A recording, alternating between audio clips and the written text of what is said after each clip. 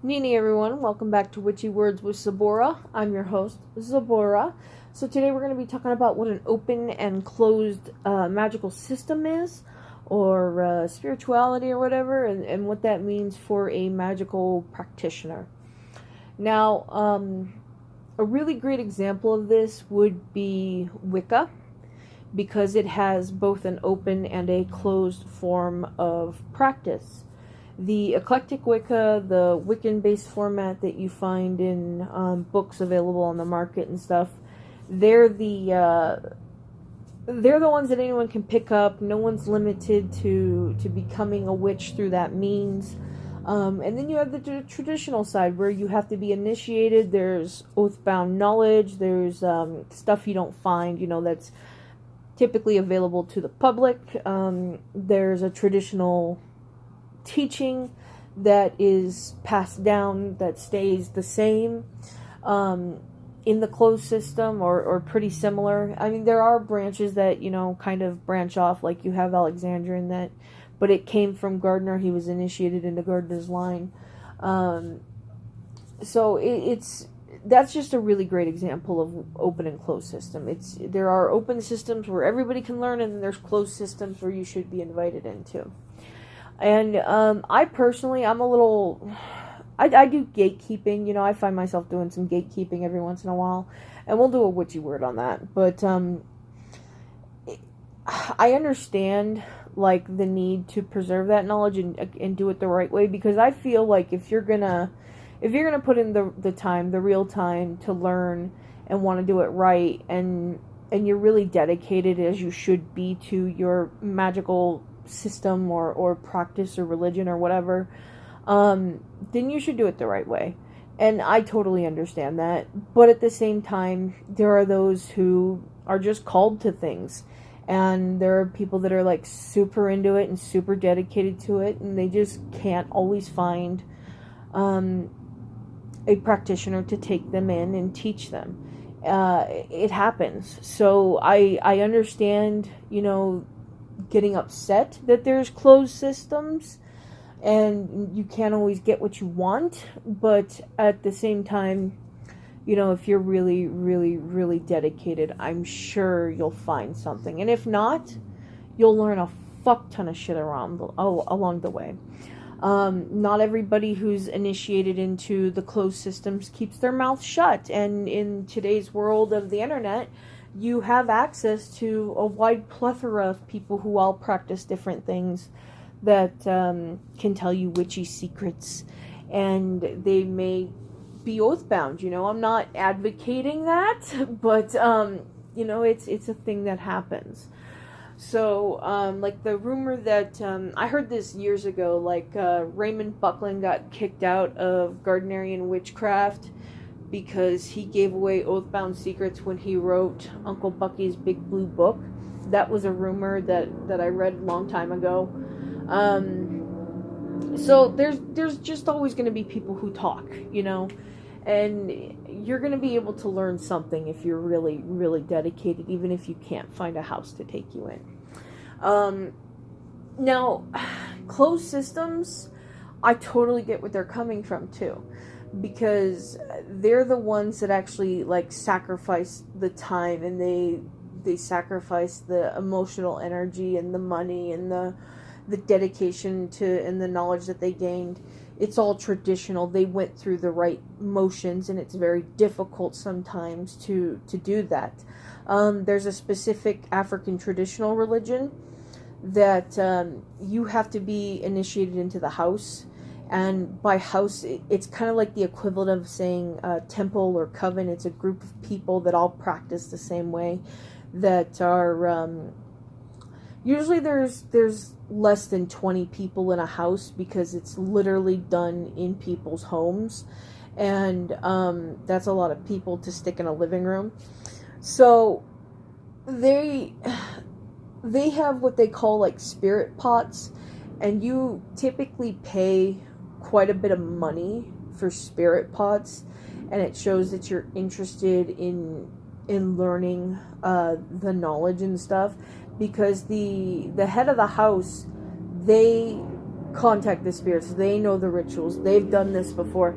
They're the ones that gained all the knowledge, and they're the ones that are going to pass it on to you.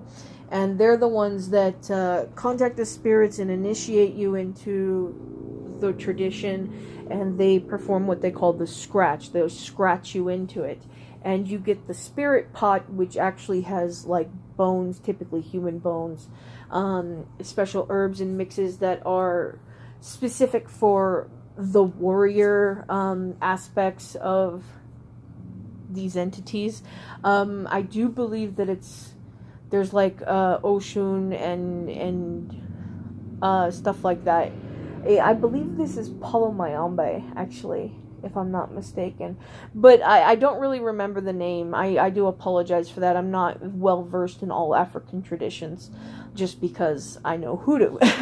And that's another rant for another day. But there are people like that who actually go through these rituals and put in this time and this dedication.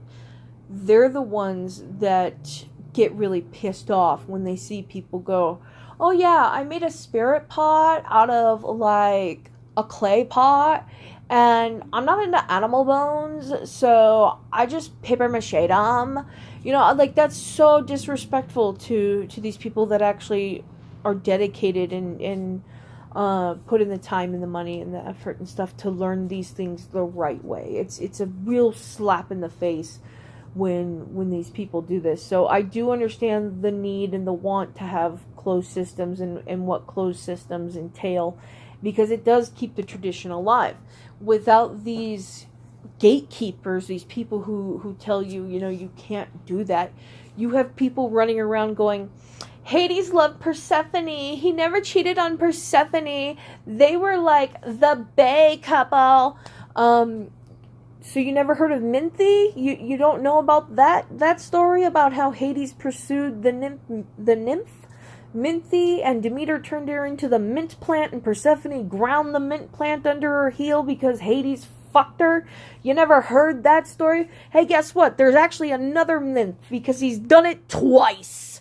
So, I totally understand the gatekeeping involved in this, but I kind of also side with the individual practitioner. Can't nobody tell you nothing when it comes to your spirituality and your practice and how you feel.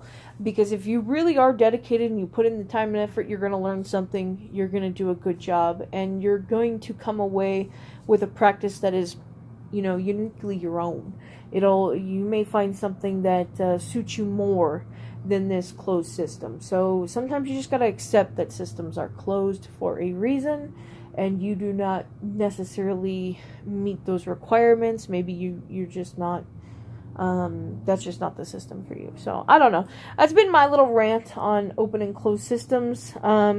Several examples of, I guess I should say, like, when a system, what makes a system go from closed to open? Usually the system has to die. The culture has to die off. So, like, Norse paganism, that is a system that died off. It was killed off through Europeans, or the Christianity spreading throughout Europe, and all the gods kind of died out. The practice died out. Not a lot of people practice it anymore. That goes from a closed system to an open system. So Kemeticism, ancient Egypt, paganism, that's an open system because the system died out first through Christian conquer and then Muslim conquer of the people. It didn't die out until the Romans, really, but or it didn't die out until like well after the Romans and stuff, but it's still an open system now. Hinduism, I don't know, because the practitioners of Hinduism, they're very open to spreading the religion. They're very open a lot of the times to outsiders to some degree. However, within India itself, there is the caste system, I think, or caste system, which is religious discrimination and classism based upon where you're born, and it's really bad.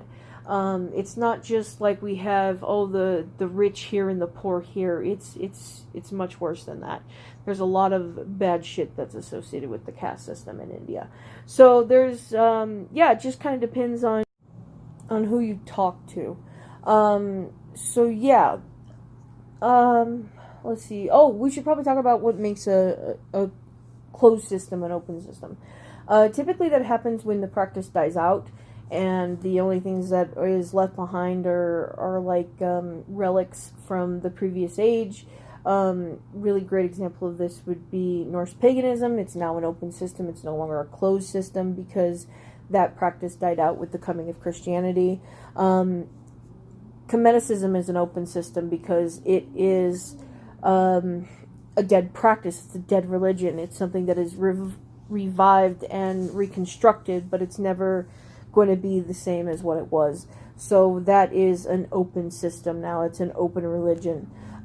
There is some debate on like hoodoo, because hoodoo uses Christianity, but the practice itself typically is, well, not typically, it is heavily influenced by black culture and slaves and Native American herbal knowledge. And there is some Jewish influences, of course, through the written word and whatnot, but that wasn't typically what hoodoo was. And if you want to learn more about it, there are authors out there black authors even, who are much more knowledgeable on the subject than, say, Cat Ironwood or other white authors are. So yeah, it kind of just depends on who you talk to, really. So yeah, I hope this has been enlightening, and I do ask that, people who are interested in pursuing a closed system, you do so respectfully and with dedication, and I wish you luck in that department. But I also ask that you maybe respect the reason why it's closed. So yeah, that's just how I feel. That's it for tonight, guys. Sanapti.